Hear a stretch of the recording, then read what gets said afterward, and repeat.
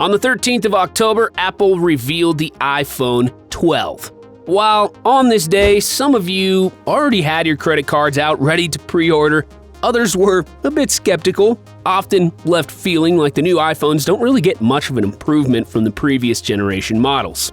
In light of this, we've decided to take a trip down memory lane starting all the way back in the beginning. 13 years ago, can you believe it? At the end of this video, you'll have a clear picture of how each iPhone is different from the last, and how every year sees some significant improvement that has brought the iPhone from where it was 13 years ago to where it is today. The day is January 9th, 2007. It's the Macworld convention in San Francisco, and the hall is packed full with an excited crowd. Steve Jobs, the CEO of Apple Inc., appears on stage and announces the invention of the year, according to Time magazine, the Apple iPhone. According to Jobs, it was a revolutionary and magical product that was literally 5 years ahead of any other mobile phone. And he was definitely right. This was an iPod, a camera, and a web browser. 3 functionalities that prior to the iPhone, you would have needed 3 different gadgets for, all capable with this tiny 3.5-inch screen. It was incredible and nothing short of computer engineering genius. 5 months later, on the 29th of June 2007, the iPhone launched to great reception and critical acclaim. Thousands of people flocked to Apple stores across the country, waiting in line to be among the early adopters of this new technology. By November of the same year, over 1.4 million copies of the phone were sold, and so it begins the journey of the iPhone. In July 2008, Apple launched the first online app store. With this, users of the iPhone could download software applications like games, social networking applications, and other useful features. This was the first step in creating the high fences that exist in the Apple ecosystem today, but we digress. Going back to the iPhones, together with the launch of the App Store, Apple also announced the iPhone 3G. We're sure you're probably wondering where the iPhone 2 is. Well, if you remember, Apple skipped version 2 for the version 3 because it perfectly coincided with the release of 3G connectivity on mobile devices. The iPhone 3G was very similar to the original iPhone, but it had a centralized app store which changed the way we used smartphones, and a really unique interface that Apple continues to nail down to a T.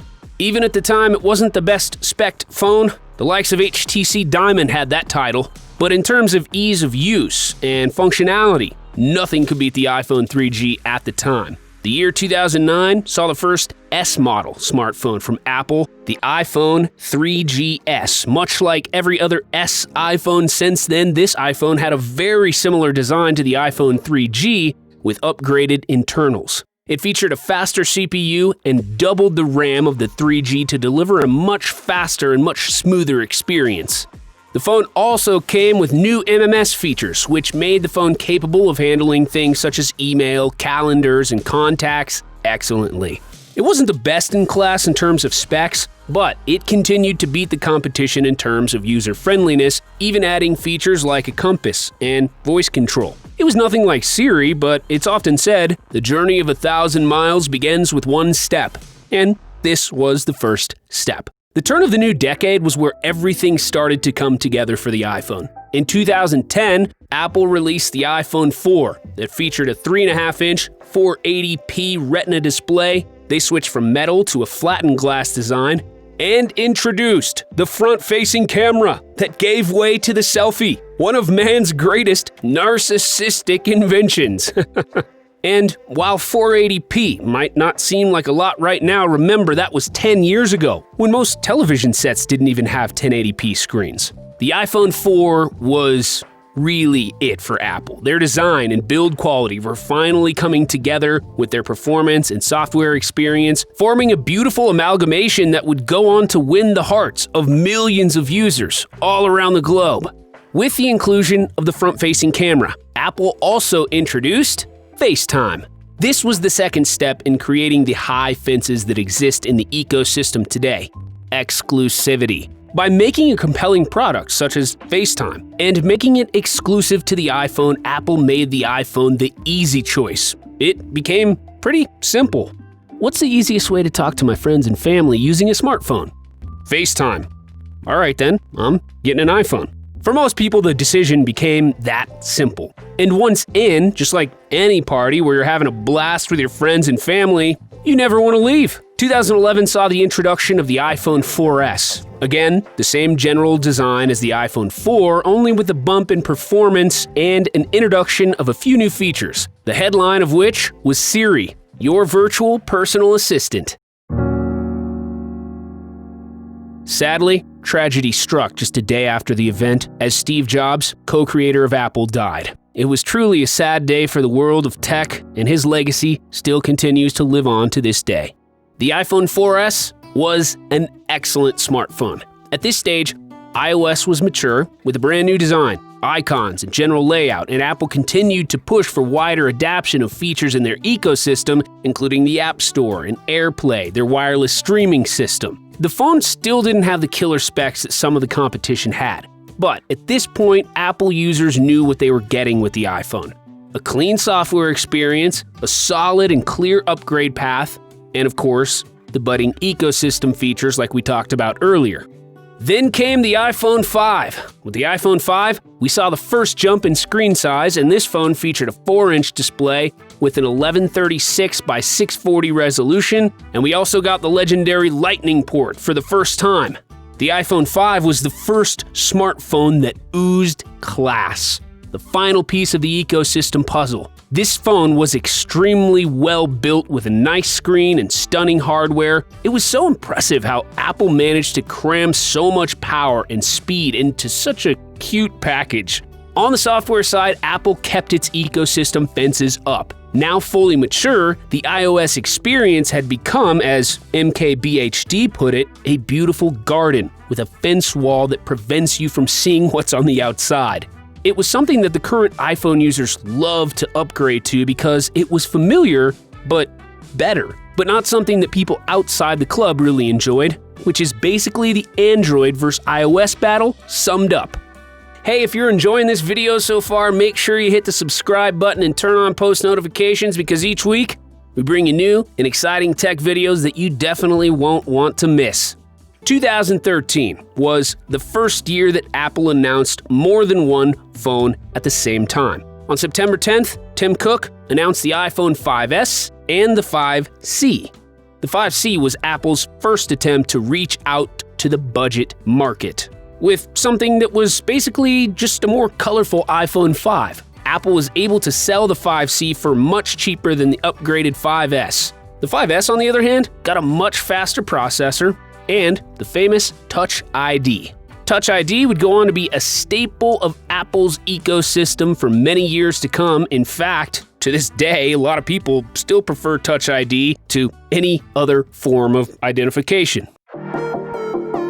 2014 was one of the most famous years for the iPhone, with the announcement of the iPhone 6 and 6 Plus. Continuing with the trend of releasing multiple phones a year, Apple broke the smartphone marketplace. Barely 33 months into its release, the iPhone 6 sold over 71.5 million units, far surpassing its predecessor by 30%. As of 2017, 222.4 million units of the iPhone 6 and 6 Plus had been sold, compared to just over 78 million units of the iPhone 7 and 7 Plus, which is meant to be the better phone. The iPhone 6 featured a 4.7-inch screen, while the iPhone 6 Plus came in with a 5.5-inch screen. Both phones featured Bionic A8 processors that were on par, if not better, than any other processor in the same price range.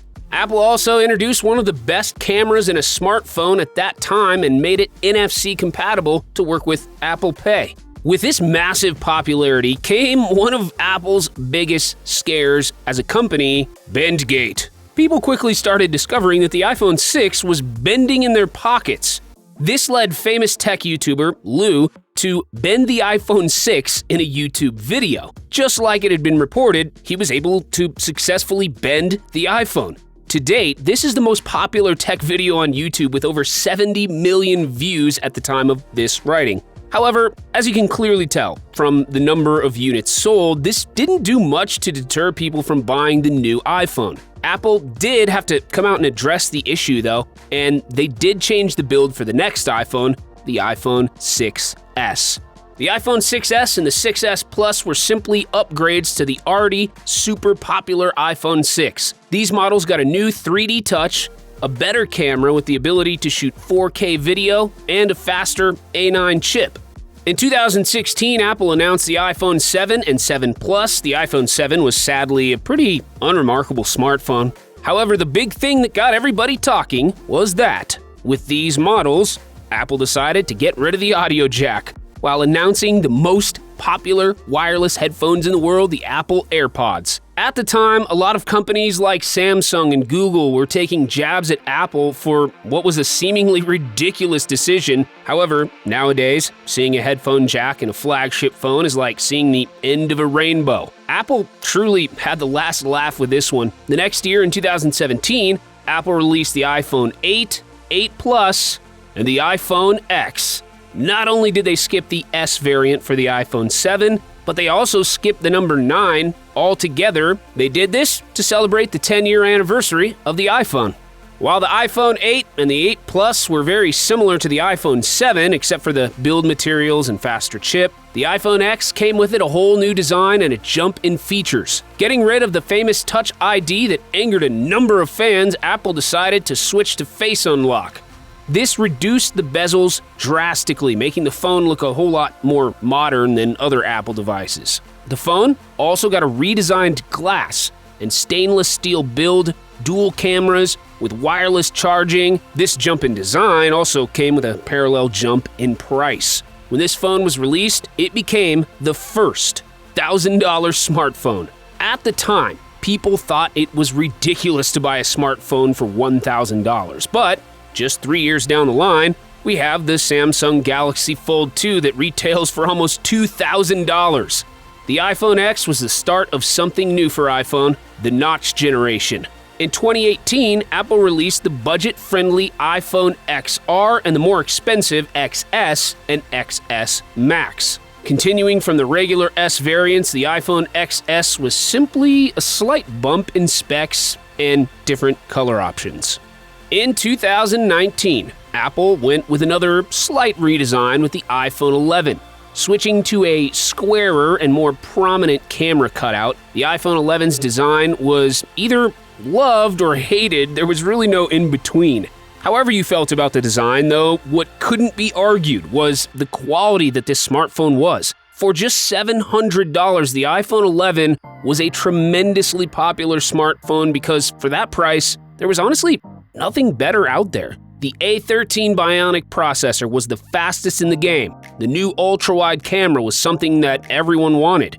Released alongside the iPhone 11 Pro and Pro Max, the regular iPhone was by far the most popular smartphone because of its price-to-performance ratio. Speaking of price to performance, the release of the iPhone SE 2020 was perfect timing for Apple.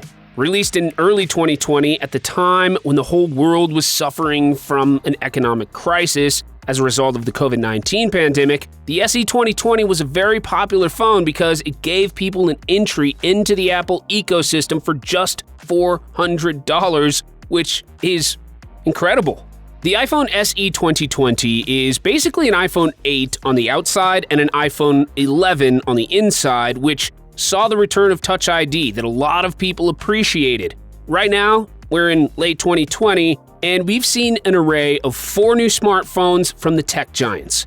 The iPhone 12s might need their own special video, but here's really all there is to know. The iPhone 12 mini is a smaller version of the iPhone 12, which is Apple's budget-friendly flagship. With a design aesthetic similar to the iPhone 5, the iPhone 12 brings with it a certain feeling of nostalgia. The iPhone 12 Pro and Pro Max, on the other hand, continue to be the top-of-the-line, best Apple smartphone that you can get right now. The main new feature that Apple hammered in its presentation is the introduction of 5G technology. And yeah, you no longer get a charger and earphones in the box.